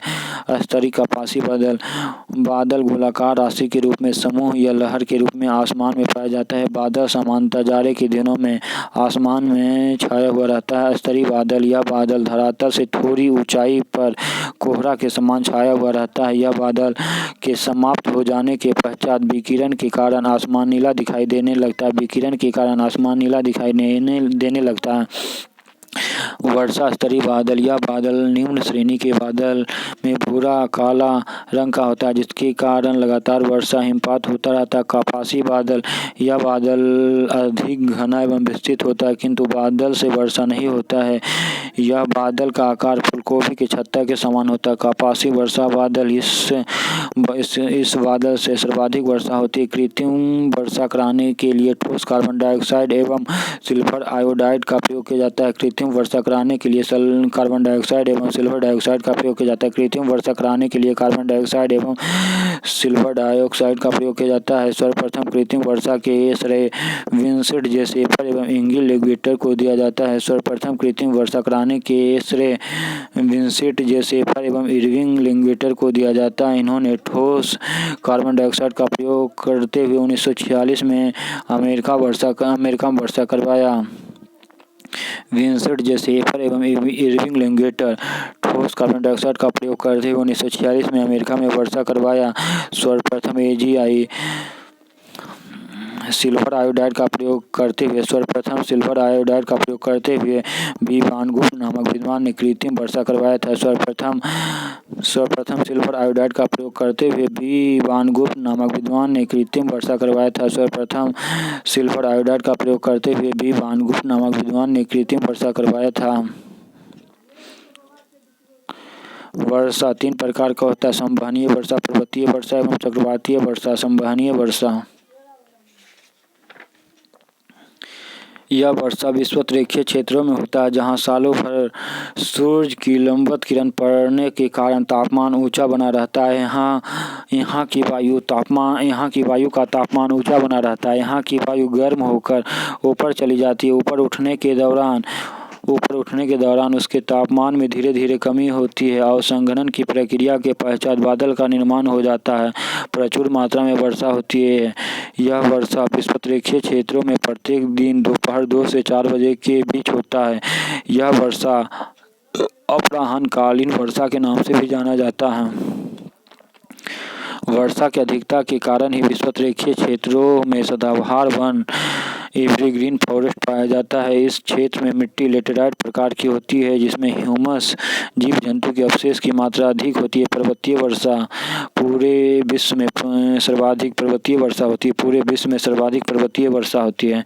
पर्वतीय वर्षा मुख्य रूप से पर्वतीय क्षेत्रों में होती है, जहां आर्द्रता युक्त पवन के मार्ग में अवरोध के रूप में कई पर्वत पहाड़ पाया जाता है। तो वह आर्द्रता युक्त पवनाभिमुखी ढाल के सहारे ऊपर उठकर संघनन की प्रक्रिया करके बादल का निर्माण कर लेती है। प्रचुर मात्रा में उसी ढाल पर वर्षा करती है। जब यही पवनाभिमुखी ढाल के सहारे नीचे उतरती है तो आर्द्रता नहीं रहने के कारण वर्षा नहीं होती। इस क्षेत्र को वृष्टि छाया रेन शेडो का क्षेत्र कहा जाता है। दक्षिणी पश्चिमी मानसूनी शाखा से तमिलनाडु एवं आंध्र प्रदेश के आंतरिक हिस्सों में वर्षा नहीं होती है। दक्षिणी पश्चिमी मानसूनी शाखा से तमिलनाडु आंध्र प्रदेश के आंतरिक हिस्सों में वर्षा नहीं होती है, क्योंकि इस क्षेत्र में दक्षिण पश्चिम मानसून की शाखा की वृष्टि छाया क्षेत्र के अंतर्गत आता है।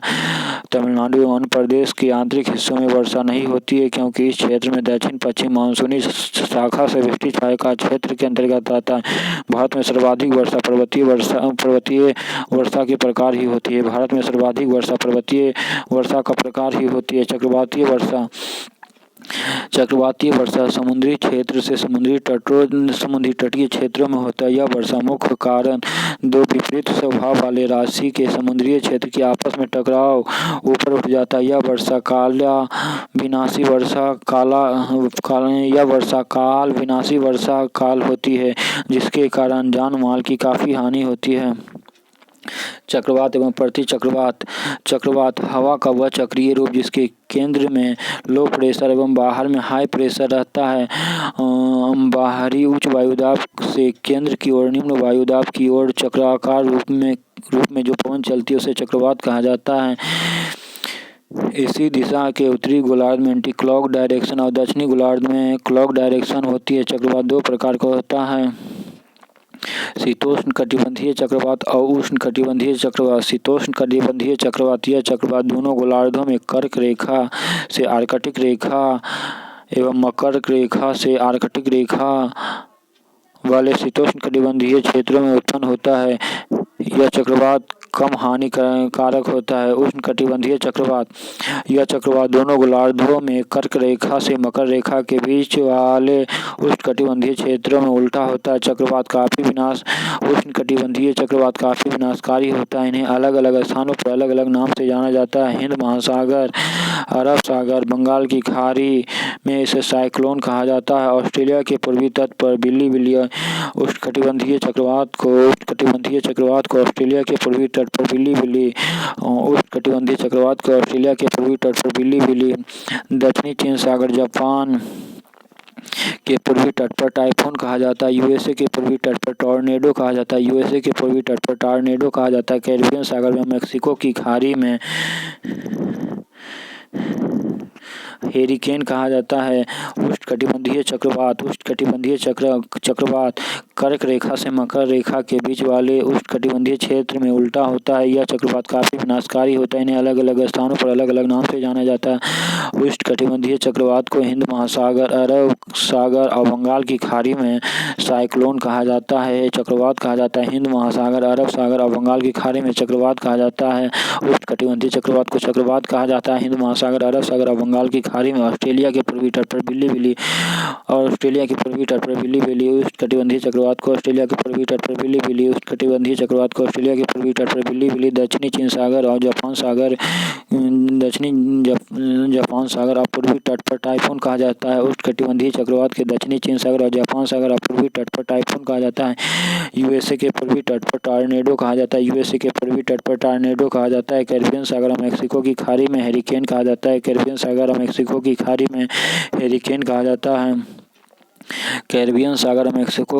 में हेरिकेन कहा जाता है। टॉर्नेडो का सबसे भयंकर चक्रवात होता है। टॉर्नेडो सबसे भयंकर चक्रवात होता है। इसका आकार फनल की आकार होता है। चक्रवात की तीव्रता टी स्केल के द्वारा मापा जाता है। हवा का वह चक्रीय रूप जिसे केंद्र में हाई प्रेशर रहता है और बाहर में लो प्रेशर रहता है, जिसके कारण केंद्रीय उच्च दाब से बाहरी निम्न दाब की ओर चक्राकार रूप में पवन चलती है, जिसे प्रति चक्रवात कहा जाता है। इसकी दिशा उत्तरी गोलार्ध में क्लॉकवाइज और दक्षिणी गोलार्ध में एंटी क्लॉकवाइज होता है। प्रति चक्रवात में स्वच्छ मौसम की सूचना देता है। दो चक्रवात के बीच निश्चित तौर पर एक प्रतिचक्रवात आता है।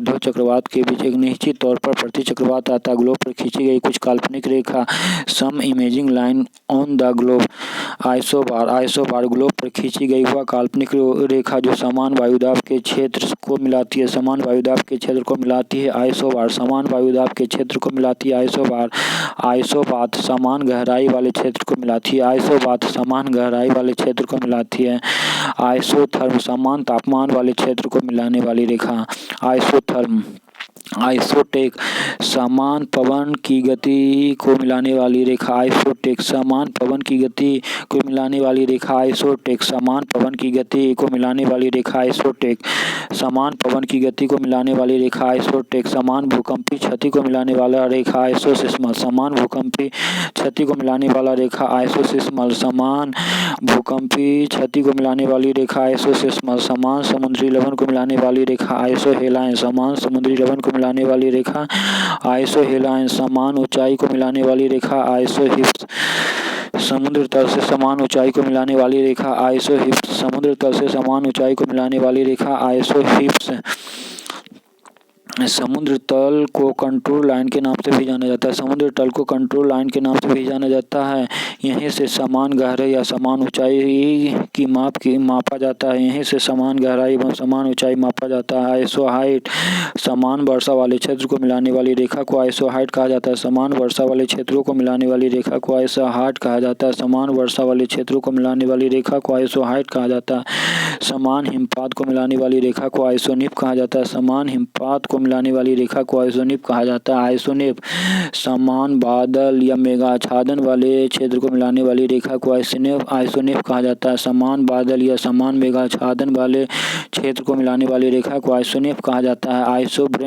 आइसोब्रोंट समान त्रिज्य झंझावाट को मिलाने वाली रेखा को आइसोब्रोंट कहा जाता है। समान त्रिज्य झंझावाट को मिलाने वाली रेखा को आइसोब्रोंट कहा जाता है। आइसोपेक्ट समान जनसंख्या वितरण को मिलाने वाली रेखा को आइसोपेक्ट कहा जाता है। समान जनसंख्या वितरण को मिलाने वाली रेखा को आइसोपेक्ट कहा जाता है। डेटम लाइन समान ऊंचाई और समान गहराई को मिलाने वाली रेखा को डेटम लाइन कहा जाता है। समान ऊंचाई और समान गहराई को मिलाने वाली रेखा को डेटम लाइन कहा जाता है। आइसोग्लोस समान भाषाई प्रदेशों को मिलाने वाली रेखा को आइसोग्लोब्स कहा जाता है। समान भाषाई प्रदेशों को मिलाने वाली रेखा को आइसोग्लोस कहा जाता है। एपीहेलियन ऑफशोर और पेरीहेलियन उपशोर को मिलाने वाली रेखा को एफसाइड लाइन कहा जाता है। ऑफशोर एवं उपशोर एपीहेलियन एवं पेरीहेलियन को मिलाने वाली रेखा को एफसाइड लाइन कहा जाता है। प्लम लाइन पृथ्वी की सतह एवं पृथ्वी के केंद्र को मिलाने वाली रेखा की काल्पनिक रेखा को प्लम लाइन कहा जाता है। पृथ्वी के सतह एवं पृथ्वी के केंद्र को मिलाने वाली काल्पनिक रेखा को प्लम लाइन कहा जाता है। आइसोक्रोम लाइन वह रेखा है जो दो स्थानों को जोड़ती है, समान बिंदु से यात्रा काल प्रारंभ करती है। आइसोक्रोम लाइन कहा जाता है। आइसोफाइट लाइन समान ऊंचाई पर पाए जाने वाले वनस्पति को मिलाने वाली रेखा को आइसोफाइट लाइन कहा जाता है। समान ऊंचाई पर पाए जाने वाले वनस्पति के मिलाने वाली रेखा को आइसोफाइट लाइन कहा जाता है। समान ऊंचाई पर पाए जाने वाले वनस्पति के मिलाने वाली रेखा को आइसोफाइट कहा जाता है। आइसोहेल समान सूर्यताप की अवधि को मिलाने वाली रेखा को आइसोहिल कहा जाता है। समान सूर्यताप की अवधि को मिलाने वाली रेखा को आइसोहिल कहा जाता है।